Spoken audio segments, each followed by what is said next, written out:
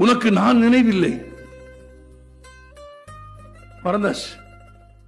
உனக்கு நான் நினைவில்லை, என் பிரியங்கள் நினைவில்லை, என் முத்தங்கள் நினைவில்லை, என் பரிசுகள் நினைவில்லை, உன் கண்ணீரோடு நான் துணை நின்ற தருணங்கள் நினைவில் இல்லை, முதல் நிர்வாணங்கள் நினைவில் இல்லை, உனக்காக நான் அடைந்த அவமானங்கள் நினைவில் இல்லை, ஒரு மழைக்கு நான் உன் பெயரை நிட்டது நினைவில்லை, ஒரு மழைக்கு நான் உன் பெயரை இட்டது உனக்கு நினைவு இல்லை, என்னோடு அருந்திய ஒரு கோப்பை மதுவோ ஒரு தேநீரோ கூட நினைவில் இல்லை.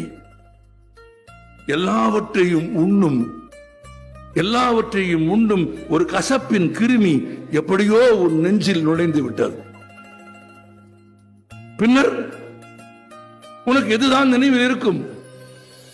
உனக்கு எதுதான் நினைவில் இருக்கும்? எதுவுமே நினைவில் அவர்களுக்கு எப்படி நினைவுபடுத்துவது? அது ரொம்ப முக்கியம் இல்லையா? நீ என்னை முதலாக சந்தித்த போது உன் வாழ்வில் ஒரு பருவம் முடிந்து இன்னொரு பருவம் துவங்கியது, அதாவது நினைவில் இருக்கிறதா? இல்லை. இல்லாமல் போன ஒரு உறவில் ஏதேனும் ஒன்றை நினைவூட்டுவது இந்த நடந்தா?